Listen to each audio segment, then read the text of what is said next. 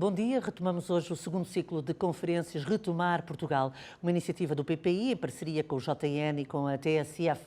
Esta quarta-feira vamos debater a cultura no pós-pandemia e refletir sobre os caminhos que se colocam ao setor agora que a vacinação parece permitir um regresso, ainda que condicionado à atividade. Para esta conferência conto com a participação da Ministra da Cultura, Graça Fonseca, ainda com a Marilis Felizes, dirigente da Plateia, Associação de Profissionais das Artes Cênicas, também a Presidente do Conselho de Administração da Fundação de Serralves, Ana Pinho, e Artur Santos Silva, curador da Fundação La Caixa, também Presidente honorário do Conselho de Administração do PPI. Quem quiser colocar questões pode fazê-lo enviando uma mensagem por WhatsApp para o número 910171834. A todos agradeço terem aceitado este convite e começo precisamente por si, Sra. Ministra. Como estávamos há bocadinho a conversar, está a decorrer nesta altura um Conselho de Ministros, vai-se definir quais são os concelhos que avançam ou não avançam no desconfinamento. Lisboa e Braga, eventualmente, não vão avançar. Esta questão tem um impacto na retoma do setor?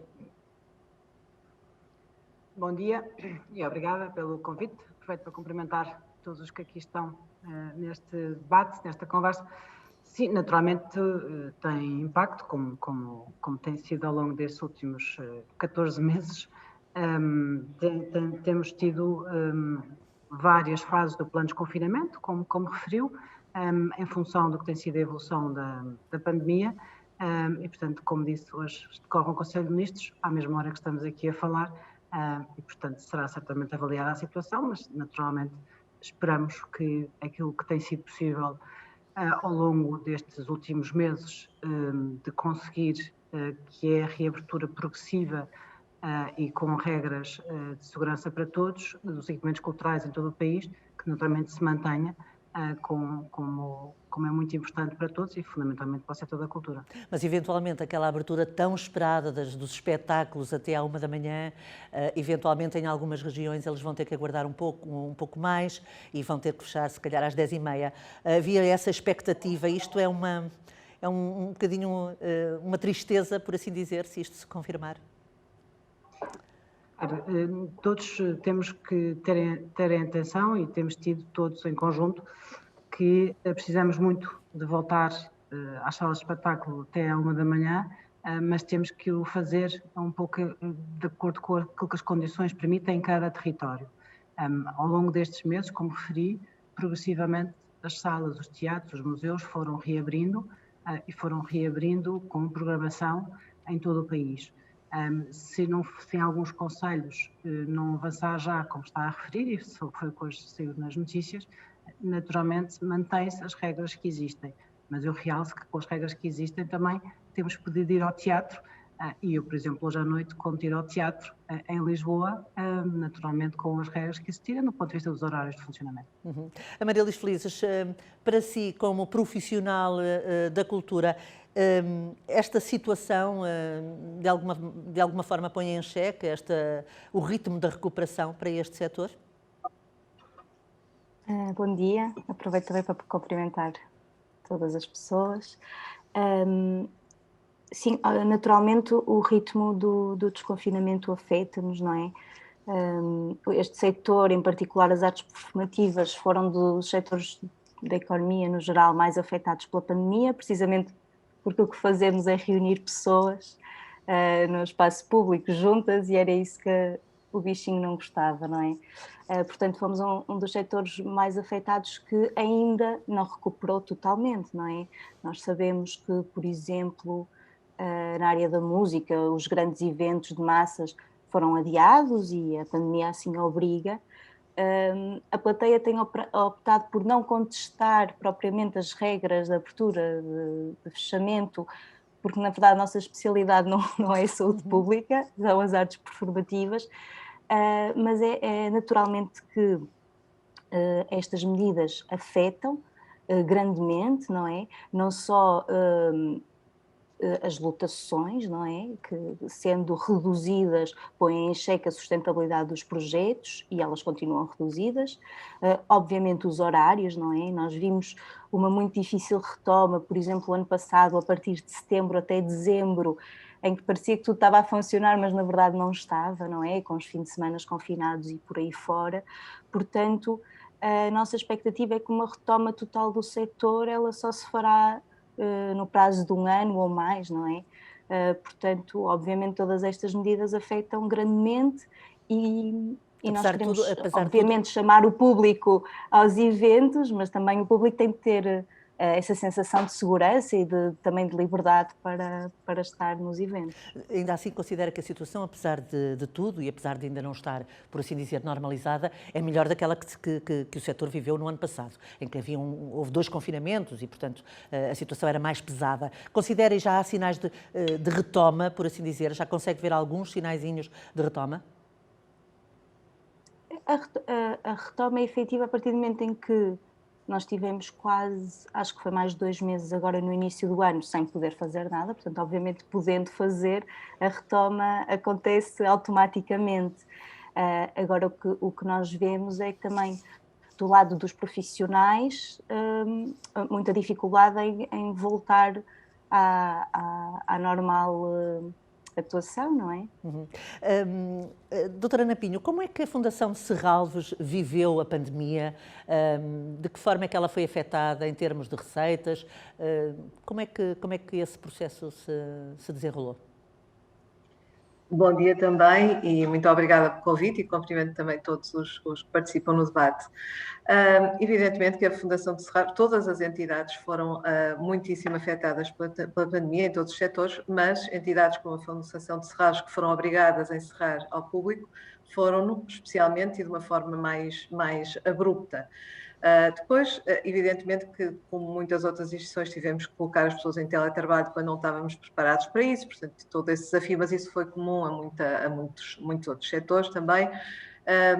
Mas o que nós tentamos fazer, e portanto houve uma alteração radical da nossa forma de contacto com o público, que nós tentamos fazer de seguida e muito rapidamente foi adaptarmos a essa situação e viramos completamente para o online, para a produção de conteúdos online. 15 dias depois tínhamos criado um programa online chamado Serralves Online Experience, em que partilhávamos todos os dias atividades e programação em tudo o que a Fundação em todas as áreas a que a Fundação se dedica, não só à arte contemporânea, mas à arquitetura, às artes performativas, ao ambiente, à paisagem, ao cinema, à reflexão, portanto partilhamos muitíssima coisa e de facto focamos no online, porque era a única porta que nessa altura de facto existia de contacto com o público. E isso é algo que continuou, ou seja, mesmo depois de reabrirmos, essa importância da relação online com os públicos, que nos permite inclusivamente chegar a públicos que antes não vinham a Serralves, eventualmente estavam muito longe, ou não podiam vir todos os dias, é evidente que continuou e será algo para continuar. Eu acho que isso é uma das aprendizagens e de algo de positivo que veio com a terrível crise que vivemos, foi esta capacidade de aprender a trabalhar também de outra forma e nos relacionarmos de outra forma com os públicos. Mas é evidente, e depois, quando abrimos, fizemos progressivamente, e agora depois fomos obrigados a fechar novamente, abrimos outra vez. Portanto, isto é um processo que eu acho que a facilidade e a capacidade de nos adaptarmos às circunstâncias é absolutamente vital nestas alturas. De qualquer das formas, foi inevitável uma perda de receitas, porque mesmo com os online não deu para compensar, imagino eu. Não, completamente, ou seja, nós em termos de receitas próprias houve uma redução gigante, porque Serralves tem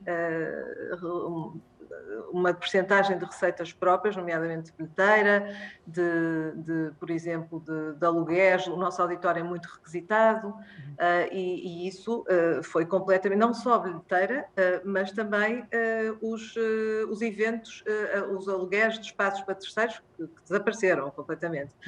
Por outro lado, mesmo com a retoma do ano passado e agora, o facto dos estrangeiros estarem ausentes, que são aqueles que, na verdade, pagam o bilhete de entrada e os bilhetes mais elevados que dão acesso a todos os espaços, esses desapareceram. E, portanto, o que nós fizemos também foi focar-nos muito nas campanhas de amigos para a promoção e na promoção da visita física dos locais. Portanto, continuamos no online a tentar abranger cada vez mais públicos e chegar a cada vez mais públicos e, em termos da nossa presença local, focarmos nas pessoas que podem cá vir, promovendo o nosso cartão de amigo, que é algo que já não... que já desde 2001 não é atualizado o preço, é muito simbólico, não é quase gratuito, se quem paga tudo são 4 euros por mês, quem paga metade, que é muita gente, são 2 euros, e portanto nós focamos muito nisso para continuarmos a ter públicos. Sra. Artur Santos Silva, a mesma pergunta, como é que a Fundação À Caixa se situou num ano marcado pela pandemia? Estou-me a referir obviamente ao ano passado e ao início deste ano. Bom, a Fundação e o Banco mantiveram não só a estratégia que tinham definido para a intervenção em Portugal, mas a ação, o apoio concreto. Portanto, a Fundação tem um orçamento global para a Ibéria da ordem dos 500 milhões de euros. Para Portugal definiu-se um percurso durante 5 anos para chegarmos aos 50 milhões. Estamos neste momento em 30 milhões de orçamento e de ação. Mantivemos todos os apoios e, em alguns casos, até reforçamos, das instituições culturais que já apoiávamos. Desenvolvemos diretamente novas atividades, exposições itinerantes, portanto, que podem estar no espaço público e, como tal, podem ser visitadas sem grandes problemas. Portanto, mantivemos toda essa atividade, mas a mais relevante foi o apoio às instituições culturais que nós já apoiávamos. Não só a nossa ação na área social, no apoio à investigação científica, à ciência, mas o apoio a instituições culturais. Começamos em 2018 com um investimento de cerca de 2 milhões, um pouco menos de 2 milhões de euros, e neste ano esperamos atingir quase 4 milhões e meio. Portanto, a nossa atividade distributiva e direta, mas a que mais pesa é a distributiva, junto das principais instituições portuguesas, museus, instituições que estão ligadas à música, teatro e outras atividades performativas, formação, não só mantivemos, como reforçamos todos os apoios a esta área. Sentiu de alguma maneira que a área cultural, a área social, no ano passado precisava muito mais ou recorreu muito mais à Fundação À Caixa? Houve uma maior corrida, enfim, aos apoios que a Fundação estava a conceder? Nós, às instituições do setor social, nós temos também atividades diretas, é o caso dos cuidados paliativos, onde se nota uma grande insuficiência na resposta aos doentes em situação já terminal. Desenvolvemos uma rede própria. Embora o desemprego não seja um problema sério em Portugal neste momento, porque temos mantido os níveis globais de taxa de desemprego, temos um programa também muito importante que é encontrar emprego para as pessoas em situação mais vulnerável, que é o programa Incorpora, portanto é outro na área social relevante. Estamos no Porto e em Lisboa a desenvolver uma intervenção junto das crianças de áreas sociais mais vulneráveis, vivendo as famílias em situação de pobreza, como lhes proporcionar mais bem-estar, mais saúde, mais educação, crianças e jovens. Temos 6 projetos piloto em curso, 3 em Lisboa, 3 no Porto. Isso muito para além da questão cultural, obviamente, são outros setores, sim, não é? Isto é na área, sim, estamos a falar da área social. Obviamente, em relação à educação das crianças e dos jovens, entra também a colaboração com as instituições culturais, porque todas elas desenvolvem atividades muito relevantes, por exemplo, aqui no Porto, quer Serralves, quer a Casa da Música, quer outras instituições importantes na área cultural, têm uma intervenção muito grande e uma relação muito boa com o sistema de educação e, portanto, com a educação dos mais novos. Mas, portanto, a nossa atividade social, evidentemente, nós procuramos selecionar projetos de instituições sociais e o último ano apoiamos 125 instituições e o investimento que tínhamos há 4 anos era de menos de 2 milhões de euros ao conjunto de instituições que, através de concursos, apoiamos e neste momento já estamos no dobro, mais do dobro do apoio que concedíamos. Portanto, a nossa intervenção junto das instituições do setor social tem aumentado muito e aquilo que foi excepcional foi a ajuda alimentar. Nós tivemos uma intervenção nossa em 2020, mas este ano procuramos mobilizar todo o sistema bancário, todos os mídia, para uma intervenção mais solidária e mais significativa na ajuda alimentar. Doutor, peço desculpa, não quero interromper, mas eu queria aproveitar precisamente esta questão dos apoios e perguntar à Sra. Ministra, porque o ano passado não foi, obviamente, um ano fácil para a Sra. Ministra. Foi alvo de muitas críticas relativamente aos atrasos dos apoios. De alguma forma, a Sra. Ministra reconhece que houve atrasos e que houve situações, de facto, muito complicadas para gerir? O ano de 2020 e 2021 não foi fácil para o setor, não é para a Ministra. Quem teve um ano muito difícil, e naturalmente ainda está a ter um ano difícil, foi o setor. Isto é muito importante, esta pequena, digamos assim, foco na questão que importa. O que importa é menos a Ministra e mais o setor. Quanto à questão dos apoios, vamos ver, o ano de 2020 e o ano de 2021, enfim, estes 14 meses terão sido certamente os meses mais difíceis, provavelmente da democracia, do setor cultural, porque a pandemia, a situação que nós temos vivido, eu disse diversas vezes, não é uma crise económica como aquelas que o país já viveu, é uma crise de natureza diferente, porque é uma crise que começa num problema de saúde pública, que naturalmente tem impactos brutais do ponto de vista económico e social, mas o facto de ser uma crise de saúde pública e o facto de, pela primeira vez na nossa vida contemporânea, terem sido fechados os equipamentos culturais, provavelmente ninguém aqui nesta conversa, ou como esteja a ouvir, se recorda dos cinemas terem fechado em Portugal, ou dos teatros terem sido obrigados a fechar em Portugal. Ninguém se recorda de não poder ir a um museu, ou ir à Fundação Serralves, que apesar de tudo já tem uma longa idade, nós não nos recordamos. E, portanto, a natureza desta crise é uma natureza profundamente diferente. E é uma crise que apanhou todos, naturalmente, não preparados, porque não havia qualquer espécie de precedente na nossa história de termos vivido algo assim. Portanto, o que nós procuramos ao longo destes 14 meses, é a forma como olhamos para isto, é duas coisas fundamentais. Primeiro, não interromper, eu disse sempre isto e continuarei a dizer porque julgo que é mesmo importante, não interromper o trabalho estrutural que estávamos a fazer.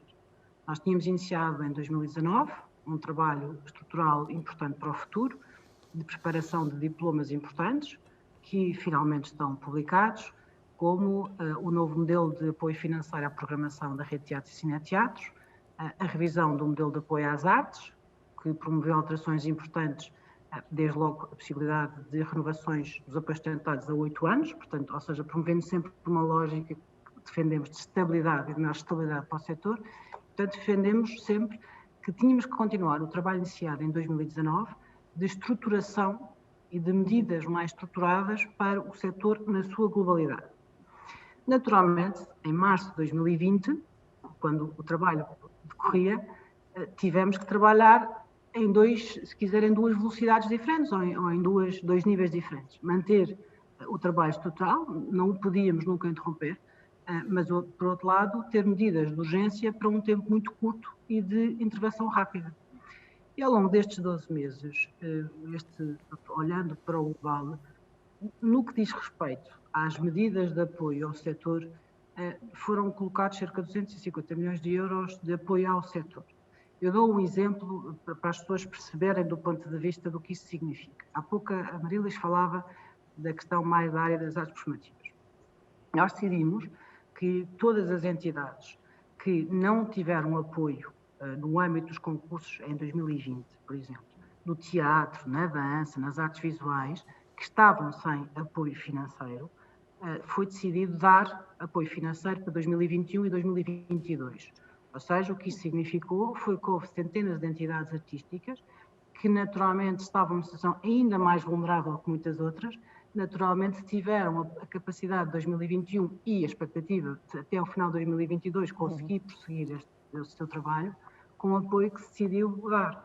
Portanto, o que nós procuramos ao longo destes 14 meses foi apoio ao rendimento individual, através dos apoios sociais, que pela primeira vez na história do Ministério da Cultura foram atribuídos pelo Ministério da Cultura para além do Ministério da Segurança Social, e o apoio às entidades artísticas que conseguiram manter alguma estrutura. Agora, é muito importante só dizer o seguinte, vou ver, é natural, eu não tenho nenhuma dificuldade, já disse várias vezes, poderíamos ter feito melhor? Sim, claro que poderíamos ter sido feito melhor, isso não tenho nenhuma dificuldade em o dizer, porque repare, como eu disse, nós todos fomos surpreendidos, julgo eu todos, por uma crise que não conhecíamos, não tínhamos precedentes e, portanto, procurámos agir o melhor e o mais rápido que fomos conseguindo agir, sempre numa dupla lógica.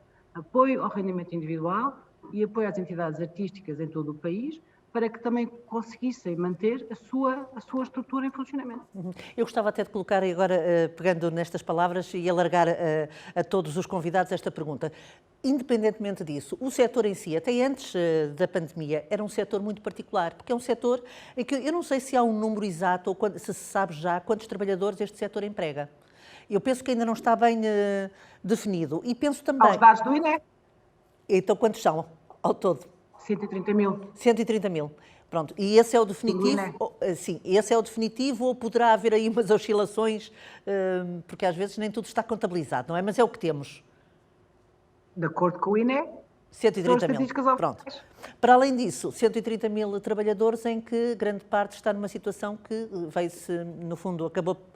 Já se sabia, mas se calhar agora ficou um bocadinho, no ano passado, um bocadinho mais visível, em situação de precariedade. Ou seja, o próprio setor, e esta é a pergunta que faço aos quatro, reconhecem que de facto este setor até agora tem funcionado um bocadinho na base de não se saber quantos é que eram, que tipo de contratos e que tipo de relações laborais existiam, enfim, uma série de falta de informação relativamente a esta situação? Eu posso, se me permite, essa aliás é uma pergunta que me permite dizer algo que também ia dizer na resposta anterior. É preciso, ao longo desta pandemia, descobrimos todos, julgo eu, diferentes realidades e naturalmente algo que foi transversal a todos, a Marilis, aliás, fez parte do grupo de trabalho do Estatuto do Profissional. Ao longo deste tempo fomos sempre olhando para a realidade, procurando resolver para o futuro algo que vinha do passado e que todos concordaríamos que era necessário fazer. A questão do conhecimento sobre o setor é uma boa questão que coloca, porque quando iniciámos o trabalho sobre o Estatuto Profissional em 2020, precisamente encomendámos, percebendo que é preciso mais conhecimento qualitativo, não apenas quantitativo, mas qualitativo sobre o setor cultural, na sua ampla diversidade. Fizemos um trabalho, começou um trabalho com os setores culturais do ISCTE, precisamente para fazer o mapeamento qualitativo do setor cultural. Ao longo destes meses, o Observatório já publicou 4 relatórios, que precisamente colocam um enfoque e dão-nos uma perspectiva diferente da realidade do setor cultural. O último, aliás, é relativamente precisamente à questão das, digamos assim, das condições laborais ou, se quiser, do perfil laboral do setor cultural. E essa é de facto uma questão muito importante. Nós temos que ter todos mais conhecimento qualitativo sobre este setor cultural, porque é muito diverso, tem inúmeras realidades dentro da realidade do setor cultural e, naturalmente, esse conhecimento é muito importante para tomar as decisões mais adequadas, como em qualquer política pública, ao setor. E, portanto, nós temos que caminhar nesse sentido de estruturar e ter medidas como esta, naturalmente importante para o setor, de ter um estatuto profissional com um regime de proteção social adequado, e temos que caminhar na implementação deste estatuto e desta medida com mais conhecimento que assenta em inquéritos qualitativos aos profissionais de diferentes áreas do setor da cultura. A Marilis, concorda? Sim, acho que a questão da informação é obviamente importante, mas eu acho que nós podemos dizer com bastante certeza que há de facto um problema que é prévio no setor, que é um problema laboral e que é um problema que na verdade nem é exclusivo, mas eu acho que na cultura é particularmente grave, que é um problema da proliferação do falso trabalho autónomo. E esta cultura laboral que existe no setor, por se confundir muito a questão do freelance e até da intermitência com a questão do trabalho independente, são coisas completamente diferentes. E então tudo isto gerou a fragilidade que vimos com a paralisação das atividades. Ou seja, as pessoas não tiveram acesso muitas vezes ao subsídio de desemprego ou ao layoff, precisamente porque não tinham contratos de trabalho. Por exemplo, no caso, vou utilizar o caso de Serralves. Havia uma série de profissionais que tinham alguma relação com a casa, que poderiam ter sido pessoas com contrato de trabalho e, nesse caso, teriam, por exemplo, acesso ao layoff ou ao subsídio de desemprego, caso tivessem de ser despedidos, porque acontece, não é? Não há atividade, pode acontecer. Mas esses profissionais, como trabalhavam a recibos verdes, sendo dispensados, ou seja, a sua atividade não tendo continuado, essas pessoas ficaram, obviamente, à mercê de um apoio que teria de ser extraordinário, porque as pessoas que trabalham de forma independente não têm acesso ao subsídio de desemprego. Portanto, o problema é prévio. E daí, obviamente, tiveram de surgir apoios extraordinários. Nós conseguimos fazer agora já um balanço de que a intervenção do Estado no geral, não é? Muito aqui a Segurança Social também, devesse ter estado totalmente concentrada no apoio direto às pessoas que perderam rendimento, porque esse era o problema mais grave. Obviamente que o Ministério da Cultura teve algumas medidas de retoma importantes, mas não fomos capazes, não é, de perceber a fragilidade de alguns profissionais que não foram tendo acesso nem aos subsídios, nem aos apoios da Segurança Social, nem aos apoios particulares do Ministério da Cultura, que muitas vezes eram as pessoas mais frágeis, que por vários motivos não foram tendo acesso a esses apoios, e por isso vemos estas organizações até de trabalhadores, como a União Audiovisual, que distribuem cabazes, esta solidariedade. Sim, em vários setores. Mas que ela também é reveladora destas falhas, não é? Pronto, e depois, por outro lado, há outro problema também a montante, que foi, graças a esta precariedade e graças também a algum incumprimento por parte de algumas instituições, aconteceu com a pandemia, na primeira vaga principalmente, muitas atividades foram canceladas sem remuneração nenhuma. Ou seja, companhias de teatro que tiveram espetáculos cancelados, por exemplo, em câmaras municipais, e que não lhes foi pago nada, pessoas freelance que iam, por exemplo, montar esses espetáculos ou fazer trabalhos de serviço educativo, que as atividades lhes foram canceladas sem retribuição, e isso também agravou o problema, não é? E aí foi feita legislação particular sobre esta questão, não é? Dos cancelamentos, mas ela nunca houve força suficiente para ela ser efetivamente cumprida, e então houve má prática. Nós, na primeira vaga, cheguei a ler notícias de declarações de presidentes de Câmara que se vangloriavam de estar a poupar o dinheiro das atividades culturais para gastar em máscaras e em álcool. Tudo bem, não é? Claro que as prioridades naturalmente se inverteram e as pessoas ficaram muito focadas na saúde, mas não houve consciência do de que ao se levar a cabo este tipo de decisões, teve-se a sobrecarregar a segurança social e a deixar pessoas mesmo sem opção nenhuma. Mas isso é uma análise que faz relativamente, pronto, como ao ano passado. Este ano, e peço que seja sucinta, porque também ainda quero ouvir o Dr. Artur Santos Silva e a Dra. Ana Pinho.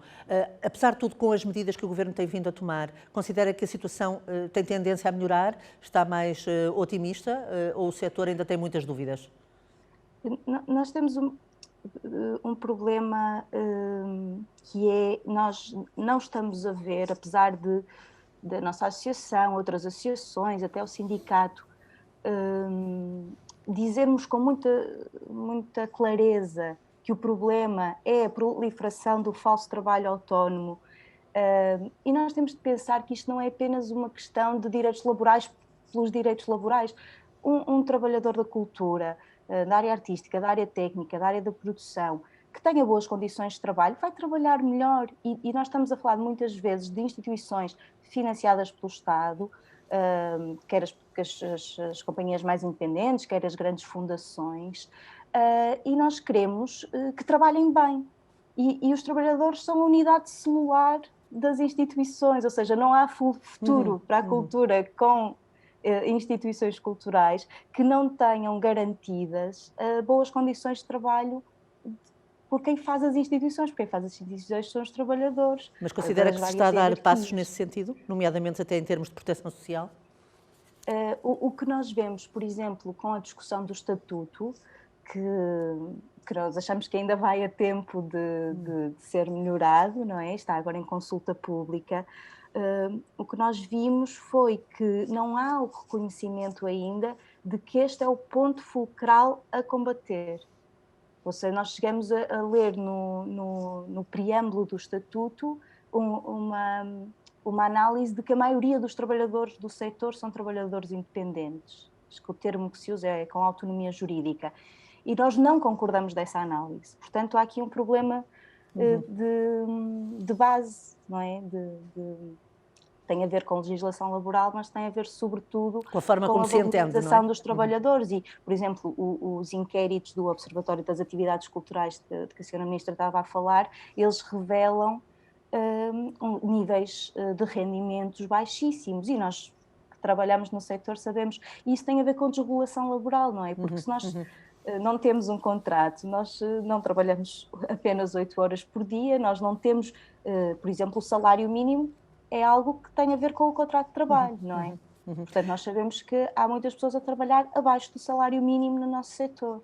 Doutora Santos Silva, tinha noção desta e doutora Ana Pinho, imagino que tinham noção da forma como estava, ou como funcionava este setor em termos dos seus profissionais? Sim, na área cultural, como noutras áreas que tenham assimetrias, desequilíbrios de intensidade, as instituições procuram ter soluções flexíveis, sejam na cultura, seja na economia, seja no setor social. As instituições, uma coisa, são as necessidades de ter colaboradores com estabilidade, porque são fundamentais para as atividades nucleares que essas entidades desenvolvem. Outras são, para certos picos de atividade, a necessidade que têm de recorrer a empresas que são muitas vezes formadas por profissionais que prestam serviços, neste caso na cultura, na área cultural, e são atividades que têm risco porque são profissões liberais, porque atuam, no fundo, com os riscos das profissões liberais, como acontece, por exemplo, nos pequenos negócios, um cabeleireiro, o barbeiro, um certo tipo de atividades que funcionam em negócios que são muito próximos de uma profissão liberal e que têm muito maiores riscos quando há uma alteração deste tipo. Portanto, o que aconteceu, eu acho que muitas vezes tem a ver com a natureza da atividade desenvolvida no setor cultural. Porque eu acho que o país reagiu de uma maneira extraordinária a tudo o que foi exigido na educação, com o teletrabalho, nas instituições culturais, usando muito mais os processos online e até oferecendo acesso, quer no caso dos museus, quer nas instituições com atividades performativas, ter uma oferta muito grande que ajudou imenso as pessoas que estavam em casa a ter condições para terem participação na vida cultural, não da maneira ideal, mas de uma maneira alternativa que veio para ficar, porque em muitos casos os nossos hábitos vão mudar. Agora, reconheço que foram dados agora passos muito importantes em relação ao Estatuto na Segurança Social, porque havia fragilidades que foram combatidas e situações que eu acho que foram melhoradas.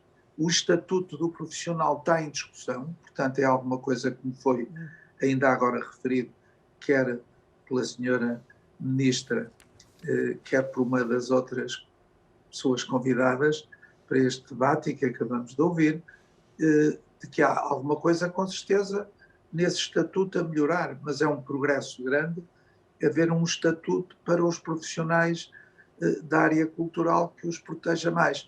A mim chocou-me, uns anos atrás, e a convite de uma grande figura nas artes performativas, que foi o Raul Solnado, quando ele teve responsabilidades na Casa do Artista, ver como profissões que têm um desgaste grande, cuja atividade gera um desgaste grande, e as pessoas chegam à fase final da vida muito desprotegidas. E, portanto, eu acho que se estão a dar passos relevantes para reduzir esses problemas que atividades como aqueles profissionais na área cultural têm. Doutora Ana Pinho, desculpe, doutora Ana Pinho, concorda com as palavras do Dr. Artur Santos Silva, de que de facto é preciso alterar o quadro estatutário, por assim dizer, destes profissionais?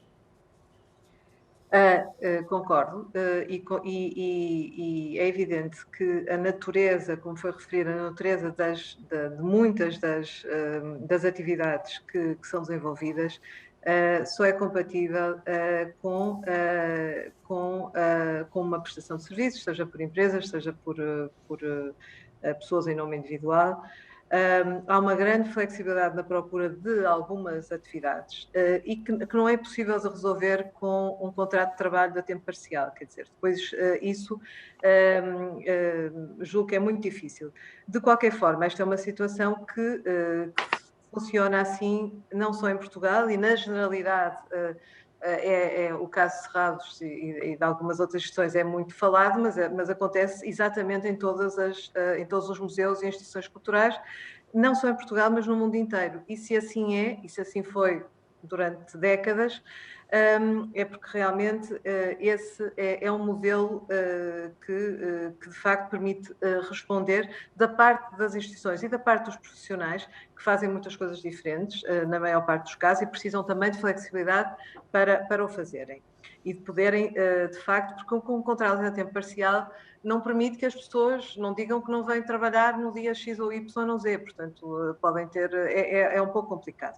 Mas é evidente, e isto é de facto transversal e acontece no mundo inteiro, mas ficou para nós esta crise sem precedentes, tornou evidente para todos nós, as fragilidades que daí também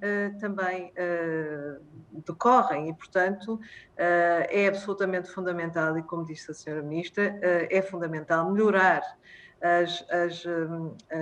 primeiro, conhecer melhor o que efetivamente o setor, não em número, mas também em qualidade, como disse a senhora Ministra, mas criar as condições, nomeadamente em termos de proteção social, que permitam que as pessoas estejam protegidas quando acontece uma catástrofe destas, digamos assim. Portanto, todos nós, eu julgo que temos que temos essa consciência. Senhora Ministra, tem-se falado muito, continuamos a falar, obviamente, de cultura, no Orçamento de Estado para 2021.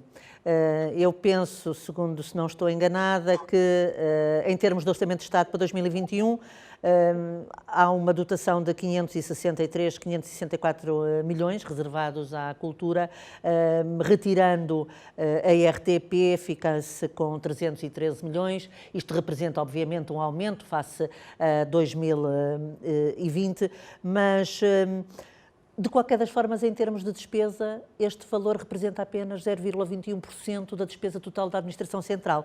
Numa altura destas, num setor que vive tantas dificuldades, não ficou um bocadinho longe das expectativas, ou acha que este é um bom orçamento? A questão do orçamental e a questão do investimento é uma questão particularmente relevante naquilo que temos como visão ou como estratégia para o setor cultural. Ao longo, eu faço um pouco o balanço, não só do último ano, mas também, de alguma maneira, desde que tenho esta responsabilidade e ao longo destes governos, nós, progressivamente, fomos fazendo um caminho de aumento de investimento público no setor cultural. Só para termos uma noção do que é que estamos a falar do ponto de vista de progressão, entre 2018 e 2021 houve um aumento de 100 milhões de euros a nível de orçamento da cultura só ao setor cultural, portanto, excluindo a comunicação social. E o aumento que conseguimos fazer entre 2020 e 2021 é um aumento de 46% do orçamento de investimento direto no setor cultural. E isto significa manter sempre aquilo que foi o nosso compromisso, de manter sempre uma rota crescente de aumento global, digamos assim, do investimento no setor cultural, com algo que também me parece muito importante, que é, quando falamos do aumento de investimento no setor cultural, temos que falar de porque é que queremos e para que é que queremos esse aumento do investimento. Ou seja, é importante que nós saibamos, julgo eu, defender o aumento de investimento num determinado setor de política cultural e temos uma estratégia e sabermos o que é importante para que esse investimento seja colocado, se quiser, no setor, nos sítios certos, de forma a poder reproduzir-se e a poder chegar naturalmente, neste caso, às entidades artísticas e às pessoas que trabalham no setor. Portanto, nós procuramos sempre esta dupla, se quiser, que é mais investimento e políticas mais estruturadas. Repare, dando um exemplo. Quando nós fizemos o trabalho de revisão do modelo de apoio às artes e da rede de teatros e cineteatros, este talvez seja um bom exemplo. Nós defendemos mais investimento e temos vindo a fazê-lo, mas defendemos porque estamos a preparar um próximo ciclo de 4 anos, 5 anos, de políticas sustentáveis de apoio às artes performativas e às artes visuais.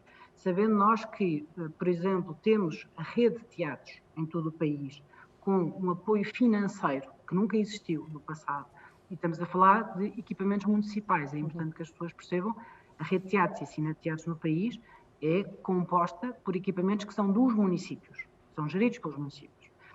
São propriedade dos municípios. E, portanto, este programa de apoio financeiro à programação em todo o país da rede de teatros e cineteatros é um apoio que vai chegar a partes do território que talvez hoje ou no passado tenha chegado menos, ou seja, isto é uma lógica de política de coesão territorial. Quando falamos do mais investimento, temos que saber logo para onde é que queremos mais investimento. E é isso que temos procurado fazer. Porque no fundo também quer, no fundo quer também, o Estado também quer o retorno. Investe, mas quer o retorno. Não se pode falar na lógica do retorno, porque o Estado não é uma empresa, não é? Portanto, nós não estamos à procura do retorno. Não, mas tem contas, as contas públicas. O retorno do Estado é ter mais oferta cultural no país, ter maior capacidade para as estruturas artísticas em todo o país poderem fazer o seu trabalho com maior estabilidade e com maior relação de confiança, digamos assim, com o setor público e também com o setor privado em muitas partes do território. E, acima de tudo, há algo que também é muito importante, que há um retorno que é importante para o Estado, é que a política cultural seja uma política central do ponto de vista de políticas de Estado. Ou seja, algo que é muito importante trabalharmos todos, julgo, e temos feito isso, é que a cultura seja uma peça muito importante do modelo que queremos desenvolvimento económico e social do país. Que a cultura seja um elemento central na forma como percepcionamos e vemos o desenvolvimento do país para os próximos 10 anos. E a cultura é uma peça central do ponto de vista social e económico, e do ponto de vista, naturalmente, do pilar central da democracia. E, portanto, isto significa sabermos o que é necessário e, para isso, termos um investimento público que é necessário para o concretizar. Muito importante também, temos aqui 2 fundações, importante também termos o maior número possível de parcerias com entidades como as fundações ou como o setor empresarial, toda a lógica de conseguirmos alargar a rede, digamos assim, que estrutura o investimento no setor cultural, é muito importante para este futuro, como pelo menos nós o vemos. Ou seja, numa lógica de serem complementares, por aquilo que estou a perceber, certo? Claro. Doutora... Uma componente central do investimento público, mas naturalmente é muito importante, deixe-me só, por exemplo, aqui dizer, a Fundação La Caixa tem sido um parceiro muito importante em projetos que são projetos de iniciativa privada, de várias entidades no país, que naturalmente têm na Fundação La Caixa um parceiro privilegiado para poder desenvolver a sua atividade em complemento com apoios ou com investimentos que já recebem do Estado. Portanto, estamos a falar de uma lógica de complementariedade. Uma das questões que é abordada é que o contributo da cultura em termos europeus para o PIB, ou seja, para o crescimento económico da União Europeia, é muito forte, ou seja, isto antes da pandemia, o que significa que nesta retoma o setor cultural tem de facto um peso enorme, porque é gerador de receitas. E a este nível eu queria perguntar se, doutora Artur Santos Silva, considera que este projeto, esta forma de financiamento que está a ser utilizado, que eu penso que é um financiamento por projetos, por concursos, se é o adequado ou se devia-se aproveitar eventualmente para reformular esse modelo de financiamento, até para potenciá-lo.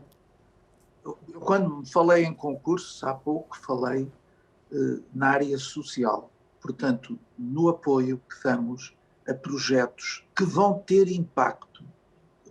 Falou em retorno. Eu falaria em impacto quer da ação do Estado, quer da ação de instituições como as fundações.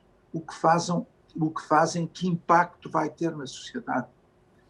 A senhora Ministra referiu-se ao impacto no interior, em zonas onde não havia qualquer oferta cultural, quer-se levar lá também oferta cultural, isso tem um determinado impacto no desenvolvimento dessas regiões. Portanto, o que nós fazemos na relação com instituições da área cultural é ter ligações de longo prazo.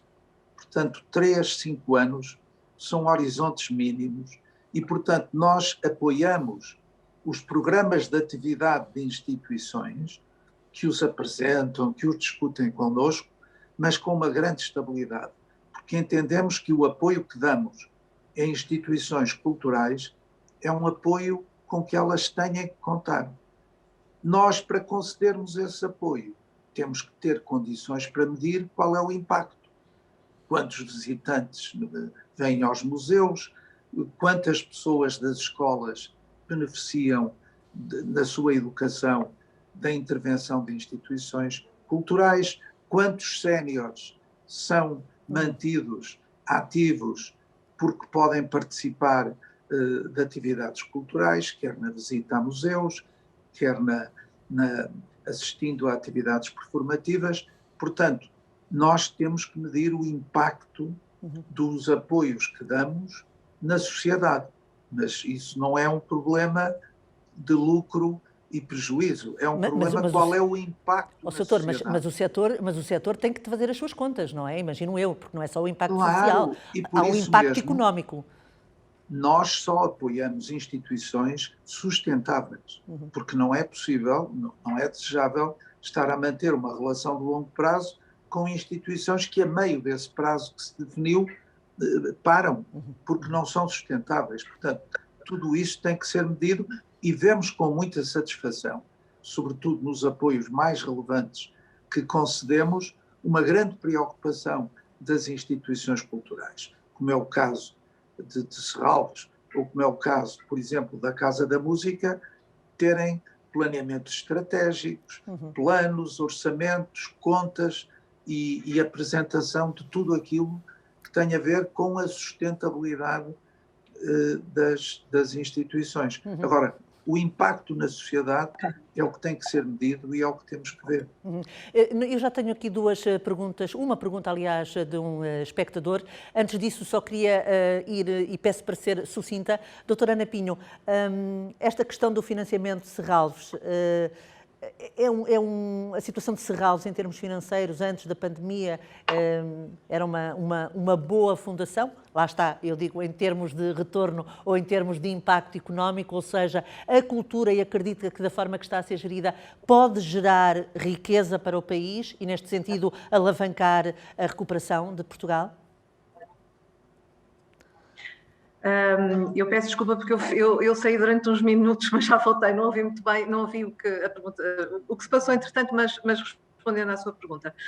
Serralves tem uma situação, tem um contributo do Estado minoritário, importante, mas minoritário, e tem como eu disse também no início, uma grande percentagem de receitas próprias no seu financiamento, para além de também um contributo importantíssimo de mecenato, como aliás estava a ouvir o doutor Santos Silva referir, e que é fundamental para o nosso financiamento.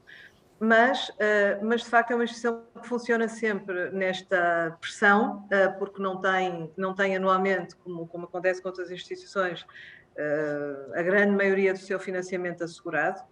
Isso tem vantagens e tem inconvenientes. Eu julgo que o facto do financiamento que é do Estado, por exemplo, não ser muitíssimo elevado, não ser superior a 90%, como acontece noutros casos, ou perto disso, também faz com que as instituições tenham que ter mais dinamismo e tentar outras fontes de financiamento, mas é evidente que a situação anteriormente já é uma situação sempre em que nós temos sempre que estar com as contas muito controladas, ver muito bem o que é que se está a passar, e agora, por maioria de razão, quer dizer, a partir do momento em que desaparece uma fatia importantíssima da receita, que são as receitas próprias, os custos, e portanto nós não podemos mexer muito a parte das receitas, os custos é fundamental que eles sejam ainda mais controlados e arranjar formas de continuar a trabalhar com ambição e com grande visibilidade, apesar desses cortes. E há coisas que se podem fazer e que nós fizemos, quer dizer, uma coisa que, por exemplo, é relativamente fácil de fazer e que tem até lógica hoje em dia, é, por exemplo, aumentar o período em que as exposições estão abertas. Até porque muitas vezes, quando as instituições rodam muito as exposições, têm exposições durante um mês, 2 meses, o público não consegue sequer vê-las, porque as pessoas têm hoje em dia muitas alternativas e muitas solicitações.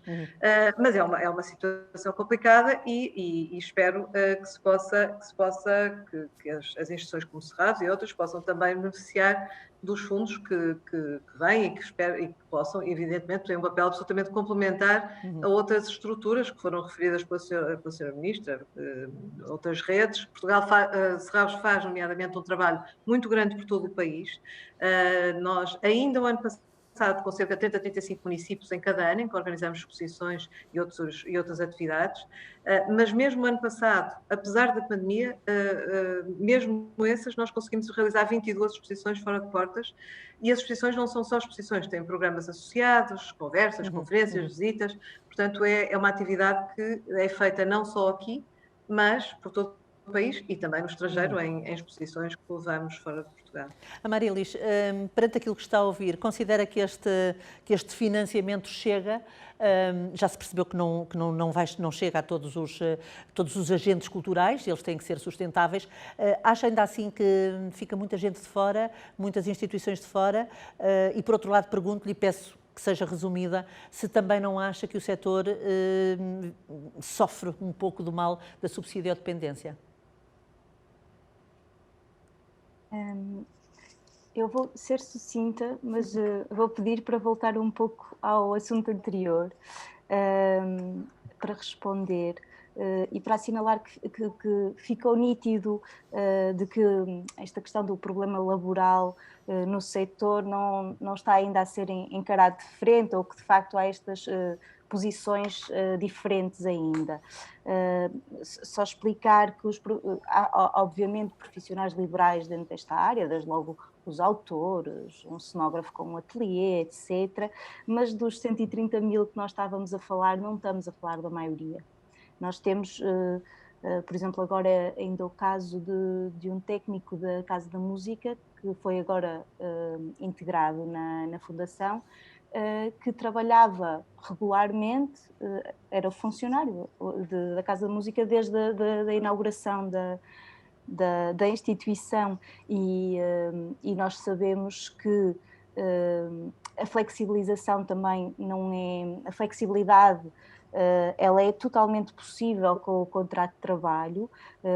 Desde 2008 existe uma lei que permite que na cultura os contratos a termo sejam sem limite de sucessões e renovações, portanto o argumento da flexibilidade também não é convincente, e temos a questão que é muito claro na lei, no Código Laboral, no artigo 12º, que eu sei de cor, que ando também a tentar informar os meus colegas dele, como é que é a presunção do contrato de trabalho ou não. Portanto, isso está muito claro na lei, nem é motivo de discussão. O que é preciso é mudar então a realidade, e temos também perceber que isso é muito importante para regulamentar o trabalho. Ainda a questão do financiamento, na nossa perspectiva, quando estamos a falar de política cultural, estamos a falar de uma política pública, estamos a falar de financiamento a atividades culturais com caráter público, não é? Quer seja numa instituição que não tenha mais de 50% de financiamento direito do Estado, quer seja em instituições do próprio Estado. Estamos a falar de políticas públicas e estamos a falar de objetivos públicos. Portanto, a questão da subsidiodependência não cabe muito.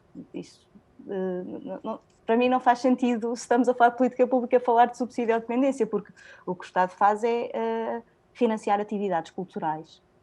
Também não dizemos que os professores são subsidiodependentes, portanto, é uma lógica que para nós não faz muito sentido. Agora, sobre o montante do financiamento do Orçamento de Estado, eu acho que não há ninguém que não reconheça que ele poderia ser maior. E ele tem de ser maior no sentido de... É fundamental. Nós temos um problema de qualificações no país. É generalizado. Todos os economistas da direita à esquerda reconhecem que há um problema de qualificações no país. E a política cultural é, em grande medida, uma política de qualificação das pessoas e de cidadania também. E isso são coisas fundamentais num país, não é? Qualificação, educação, cidadania. A poucas coisas serão tão importantes. Portanto, obviamente que o investimento na cultura, que vai potenciar tudo isso, tem de ser maior, até porque nós vemos depois nos relatórios europeus que nós temos um déficit de participação cultural em comparação. Ou seja, os portugueses vão menos a espetáculos ao vivo, vão menos a exposições do que o resto dos cidadãos europeus. Então, temos de correr atrás, não é? E é muito importante o financiamento aumentar e saber o que é que nós queremos com este financiamento. Por exemplo, estava na Pinha a dizer uma coisa muito interessante dos museus, das exposições estarem mais tempo para mais pessoas poderem ir ver. Nós, nas artes performativas, neste momento, deparamos-nos com... então agora com o overbooking das salas, com tudo que foi adiado, nós deparamos com espetáculos que estão, maior parte das vezes, apenas um fim de semana em cena. E os concertos também, geralmente, é uma vez em cada cidade. Portanto, é preciso mais financiamento para as pessoas poderem aceder, porque hoje em dia nós notamos que ainda há uma certa elitização das atividades culturais e para combater isso é preciso naturalmente financiamento, porque eu acho que o objetivo da política cultural está na Constituição da República, não é? É promover o direito do acesso à participação e à fruição cultural. E, obviamente, se deixarmos para os mecanismos de mercado esta oferta, obviamente que quem vai aceder é apenas quem pode. E quando estamos a falar de uma política de qualificação, acho que não podemos operar dessa forma. Vou agora passar então... Posso só acrescentar uma coisa? Sim, claro. Posso só, Sim. Um segundo, só para responder só uma questão. Eu acho que devíamos mesmo acabar de falar do termo subsídio à dependência, porque, uma vez, só queria retomar aqui para dizer claramente, acho que não devemos falar. Retomando um pouco só a ideia que eu disse, que é, se nós colocarmos a cultura como eixo central do modelo de desenvolvimento económico e social, estamos sempre a falar de investimento público. E é exatamente isso que nós temos que colocar naquilo que é a nossa visão sobre o papel da cultura num determinado país. É um pilar essencial do modelo de desenvolvimento económico e social que queremos. Se assim é, da mesma forma como a educação também é, então temos que falar em investimento na educação e investimento na cultura, como falamos com tantas outras áreas. Eu só queria deixar esta nota que me parece importante face à sua pergunta. Relativamente à pergunta do espectador que acabo de receber, João Pedro, pergunta: cabe de facto ao Estado assumir a globalidade dos apoios a uma atividade que em muitos casos funciona de forma autónoma e sem assumir a sua quota-parte de contribuições para o bolo comum, que é a segurança social? Não sei, Sra. Ministra, se quer responder. Se bem percebo a questão, a questão parece-me ter dois planos diferentes. Um plano de investimento ou de apoio à atividade das entidades, e depois a parte da segurança social, que é uma dimensão daquilo que é a minha participação individual, digamos assim, para aquilo que a espectador refere como o bolo de todos. E talvez focando na questão que me parece aí central, naturalmente todos temos que contribuir para aquilo que é, digamos assim, o nosso sistema comum, o sistema de segurança social, que é o que o espectador refere.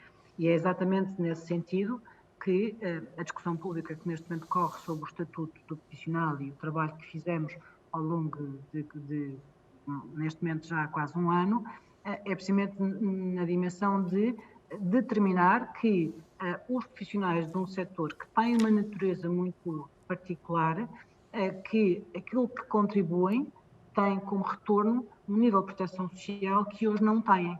A Marilis há pouco referia que os trabalhadores independentes não têm acesso designadamente ao que se chama como subsídio de desemprego, apoio à cessação de atividade, no termo técnico. E isso é de facto uma realidade que nós precisamos de alterar, mas precisamos de alterar na lógica de eu contribuo com parte do meu rendimento para aquilo que é, digamos assim, o meu sistema comum, e depois também naturalmente tenho direito, como qualquer português, como qualquer cidadão que contribui, a um nível de proteção social que hoje em dia não é adequado à realidade laboral. É preciso perceber bem isto. O que nós estamos aqui, o que nós estamos a trabalhar, não é para dar resposta a esse ouvinte, não é dar proteção social a quem não contribui de todo. Eu permito mesmo combater muito assertivamente essa ideia, porque é exatamente o oposto. O que é importante é que aqueles que já contribuem e aqueles que vão continuar a contribuir tenham uma natureza, ou tenham uma forma de proteção social que seja adequado à sua situação de trabalho e, portanto, que os proteja na eventualidade de não terem essa atividade. E esse, naturalmente, é o caminho que estamos a fazer. Outra pergunta que, entretanto, surgiu. Ana Silva pergunta: a pandemia trouxe mudanças significativas em vários setores da sociedade, designadamente no trabalho. Quais são as grandes mudanças que identificam na área cultural? Mais do que no trabalho, refiro à própria produção artística cultural.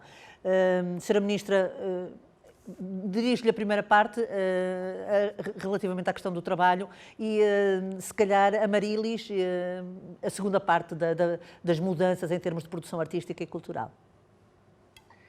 A relação do trabalho, como referiu, temos vindo a falar ao longo deste programa, há naturalmente um reconhecimento e uma maior visibilidade daquilo que é, digamos, a relação laboral, que é muito...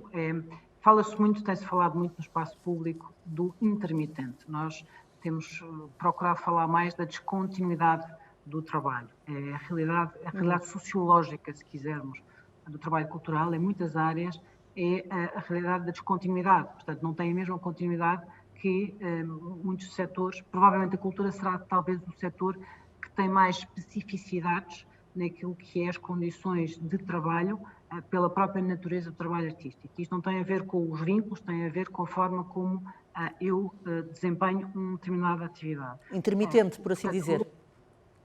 Não, foi esse o ponto que eu quis referir. Eu não tenho referido intermitente porque acho que não é um termo adequado. É descontinuidade, ou seja, alguém que é ator ou atriz, naturalmente ao longo de 12 meses vai ter várias, provavelmente, peças de teatro ou vai participar em diferentes produções audiovisuais. E isso é a forma como naturalmente eu desempenho a minha atividade. Faz parte daquilo que eu sou, naturalmente. E, portanto, essa descontinuidade é diferente da forma como qualquer um que nós que estamos aqui nesta conversa trabalha.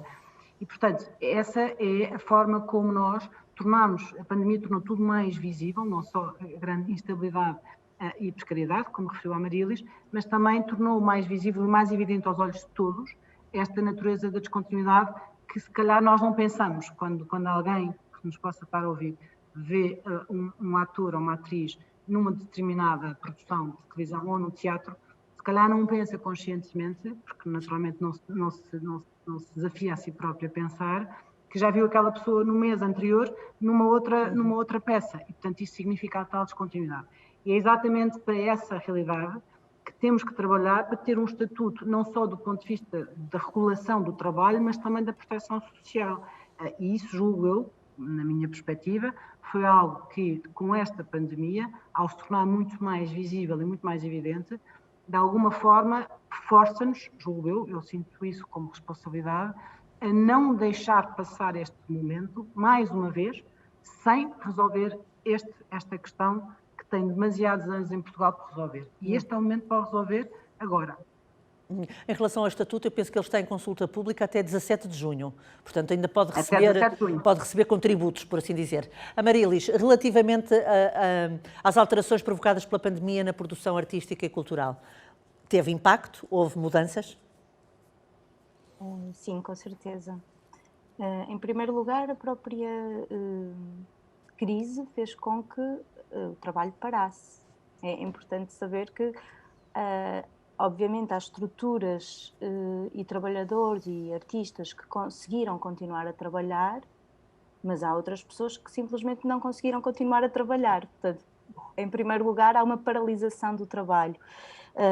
E há pouco falava dos déficits de participação cultural e eu acho que ainda talvez seja cedo para fazer um balanço, mas a paralisação de uma série de projetos até de mediação cultural, de participação, a paralisação dos espetáculos ao vivo e dos eventos, essa paralisação tem efeitos muito graves na participação cultural, nos esforços de chamar os públicos aos teatros, também aos museus, porque há projetos, nomeadamente educativos, com crianças, que eles, tendo parado, é quase pode ter sido uma geração de espectadores que se perdeu. Portanto, é preciso ir fazendo este balanço também desse impacto da pandemia. O digital não compensou? Agora já não se usa a chamada formação de públicos. Mas também foi aqui falado sobre a quantidade de trabalhos artísticos que costumavam ser feitos ao vivo e que passaram a ser feitos online, com todo o mérito, mas eu acho que é importante nós nunca nos esquecermos que não são experiências que se substituam umas às outras. Eu experimentei ver vários espetáculos, a minha área é o teatro, sobretudo, experimentei ver alguns espetáculos de teatro na televisão e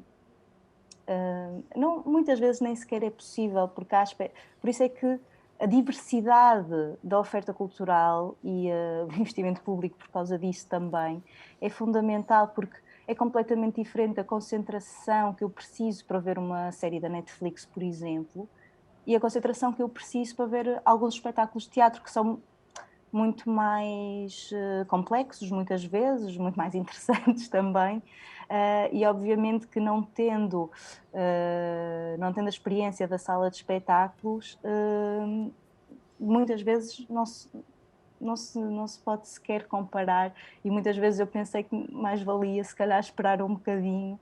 Obviamente que depois tivemos de fazer muitas coisas online até para dar seguimento à economia, não é? Para se poder pagar os cachês, para se poder pagar aos atores. Mas acha que isso vai continuar ou vai terminar? Essa tendência pelo digital? Já percebi que não partilha muito, não gosta muito, mas acha que é uma tendência que veio para ficar? Eu acho que há experiências muito interessantes. Por exemplo, se nós pensarmos não é a minha área, mas se pensarmos no audiovisual e no cinema no geral, nós temos de facto uma quantidade de pessoas que nunca fizeram cinema na vida, que nunca fizeram audiovisual na vida, que passaram a fazer. Tenho uma série de colegas das artes performativas que muitas vezes até com propostas interessantes de parceria entre as pessoas das artes performativas e pessoas do cinema, mas muitas vezes quase de forma autodidata as pessoas da área das artes performativas a ingressarem no audiovisual e no vídeo. E isso também, artisticamente, traz riqueza, não é? Porque são outros olhares sobre o audiovisual e sobre o cinema. Mas não sei se é bom nós pensarmos nessa substituição. Eu penso que não. Eu acho que a diversidade é fundamental. E a presença em conjunto, e mesmo no cinema, a presença na sala de cinema também não se substitui com a visualização de filmes em casa. Portanto, há esta tendência, mas eu espero que não venha para ficar. Claro que há uma parte positiva, que é bom. Claro, por exemplo, ouvimos a doutora É Ana bom fazer Pinho. bons registros. Ouvimos a doutora Ana Pinho, por causa exemplo, do arquivo, não é? Sim. Mas centrar-nos nisso não sei se é bom. Doutora Artur Santos Silva, eu gostava de colocar-lhe uma questão, que era a questão do papel das fundações. Veria com bons olhos se houvesse não sei se efetivamente há, mas se houvesse uma maior ligação e coordenação entre as diversas fundações existentes no país, de modo a que juntas pudessem ter uma estratégia de apoio à sociedade e à cultura, enfim, aos diversos setores? Eu acho que há essa cooperação entre fundações. Há muitos projetos de uma fundação que são financiados por outra fundação. É o caso, por exemplo, da Fundação La Caixa, no apoio ao programa da música da Fundação Gulbenkian, ou projetos em cooperação, como temos, por exemplo, através da arte, fazer inclusão social, temos também uma colaboração com a Fundação Gulbenkian, mas infelizmente em Portugal o movimento fundacional ainda está muito longe de atingir níveis normais como tem atingido noutros países, e não só por ação na área social, como por ação na área, portanto, cultural. Agora, para mim, a cooperação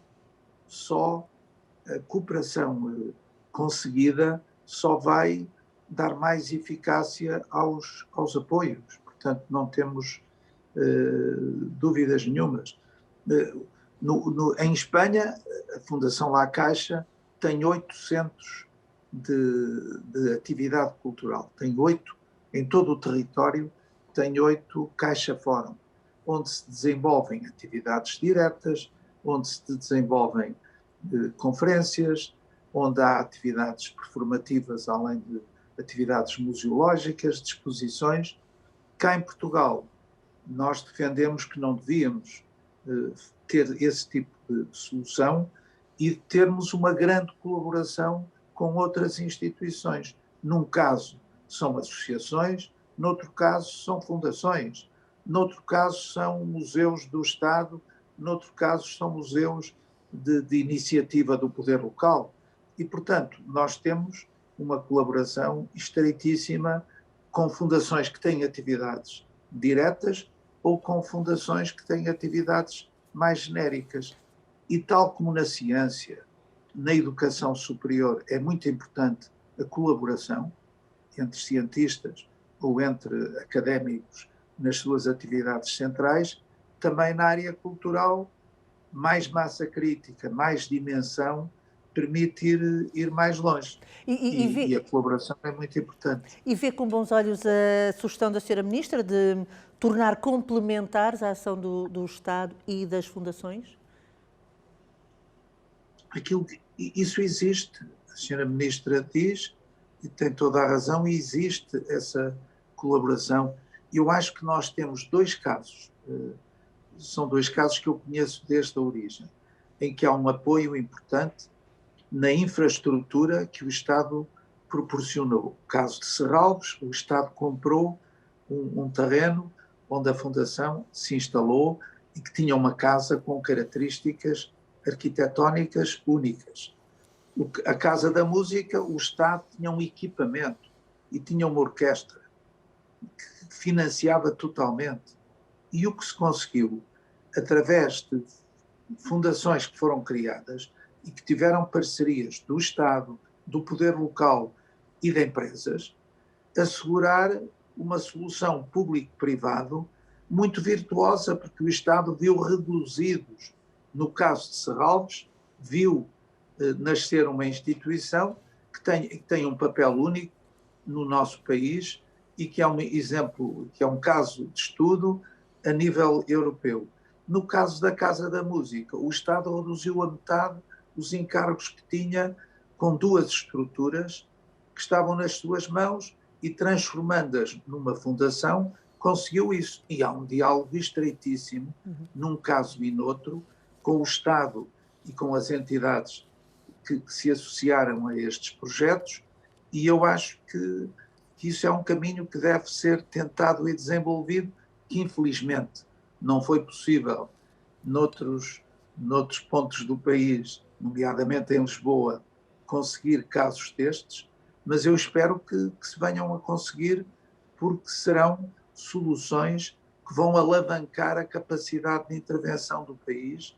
O caso, por exemplo, de Serralves, como foi dito, são empresas e ao poder local são câmaras. Foram atraídas para Serralves câmaras de todo o país, que hoje têm atividade cultural própria com a ajuda de Serralves, que de outra maneira também dificilmente teriam. E a Casa da Música, por exemplo, é a mesma coisa, também desloca as suas estruturas para fazer concertos, para fazer espetáculos noutras áreas do país, com benefício para todos, porque uma coisa, como disse, é estar em casa a ver em streaming um concerto, outra coisa é viver o concerto, como disse, e como disse a Marilis, poder participar diretamente no teatro, por exemplo, isso é fundamental. Pode ser que se consiga...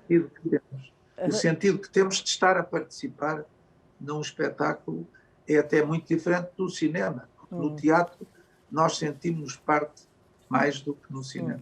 Doutor, estamos a 5 minutos do fim e, portanto, eu vou agora fazer uma pequena ronda por todos os convidados e a pergunta é muito simples e é igual para todos. É para esta retoma da economia, agora que a vacinação vai começando a dar os seus efeitos, gostava de começar por si, Sra. Ministra, o que é para si prioritário daqui para a frente, para a cultura?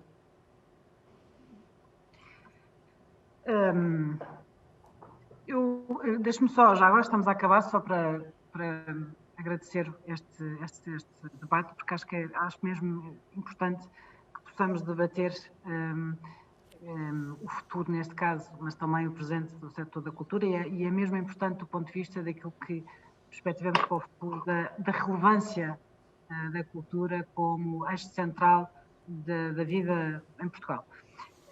Do ponto de vista do futuro, aquilo que me parece e que temos procurado fazer é manter esta linha que tentei no início sintetizar. No fundo, ter sempre presente que precisamos de todos os anos progressivamente aumentar o nível de investimento público no setor da cultura, fazendo progressivamente, ano após ano, sabendo que partimos de uma base baixa e, portanto, temos que subir mais rapidamente que muitas outras áreas de política pública. Fazemos-lo sabendo para onde ou onde é que esse investimento é importante que seja colocado, que seja, digamos assim, que permita alcançar objetivos que temos, como ter mais oferta cultural em todo o país, como aqui se falou, ter maior nível de coesão territorial e social através daquilo que estamos a fazer de investimento público na cultura, perceber e compreender que o investimento público na cultura tem uma dimensão muito importante de impacto económico e social. Muito frequentemente nem sempre falamos, mas o setor cultural tem uma enorme dimensão de empresas que são muito importantes para o setor cultural e que têm um impacto económico muito importante territorialmente. Só para dar um exemplo, falámos pouco sobre isto, mas naturalmente quando não é realizado um determinado festival num determinado território, isso tem um impacto económico muito significativo nesse território do ponto de vista daquilo que significa para o comércio, para o turismo, para as próprias pessoas que lá vivem. Portanto, a cultura tem uma dimensão de impacto económico que é muito, muito relevante. E, portanto, o caminho que temos que fazer é este caminho de aumentar o investimento público, estruturar as medidas de política pública da cultura, sabendo que esse investimento vai estar com este objetivo para estruturar maior oferta cultural em todo o país e mais entidades artísticas e poder dar mais condições às empresas que trabalham nesse setor para poderem atuar nesse setor. E algo muito importante, que aqui também foi falado, alargarmos esta rede de complementariedades ou de parcerias entre as várias entidades, porque deixe-me só terminar com esta nota. O Dr. Artur Silva falou no caso das fundações, mas é muito importante também, já agora, dar o outro exemplo. Há muitos festivais, ou há muitos acontecimentos pelo país, de teatro, de música, de artes visuais, que muitas pessoas, se calhar, não conhecem os seus nomes, mas que têm apoios do setor público, têm investimento público, têm investimento de fundações, ou seja, a Fundação La Caixa ou muitas outras investem em determinadas estruturas artísticas que muito frequentemente podemos não conhecer, mas que é fundamental esse investimento público. Portanto, este alargar de parcerias é muito importante. Terminando muito, foi exatamente por esta razão, aliás, que alterámos a lei do mecenato cultural este ano, precisamente para poder criar melhores condições para as entidades artísticas do setor privado poderem elas próprias também receber investimento de fundações com o retorno dos benefícios fiscais, mas também para que consigamos, como dizia o Dr. Santos Silva, criar mais condições para que mais fundações ou que mais parceiros privados complementem a ação de investimento público, porque isto só fará alargar a rede de oferta cultural e de qualificação, como dizia a Marilis, em todo o território. E é nesta complementariedade que vemos este futuro. Mais investimento, políticas mais estruturadas, maior complementariedade, colocando a cultura como um pilar central do modelo de desenvolvimento económico e social que queremos para o país. Doutora Ana Pinho, peço-lhe para ser mesmo muito sucinta, como é que vê o futuro em termos de prioridades, qual aquela que para si é fundamental assegurar? Se me permite, eu queria só reforçar que, de facto, esta é uma oportunidade única para nós fazermos todos passar a mensagem que a cultura não é uma atividade dependente de subsídios, mas sim uma atividade, uma área e um setor em que se deve investir, porque é fundamental para o desenvolvimento das pessoas. Eu acho que se há algo que a pandemia nos mostrou a todos, é que a cultura, de facto, permitiu que as pessoas, no contexto do encerramento, quando tinham que estar em casa, foi a cultura que muitas vezes permitiu que as pessoas se focassem, subsistissem, portanto foi entusiasmante ver a humanidade confrontada procurando na música, na pintura, nas artes performativas, na literatura, no cinema, enfim, a força para continuar e para resistir. Portanto, eu acho que se há muita gente que ainda não assumia isto, acho que foi um momento importante para todos percebermos, para toda a gente perceber isso.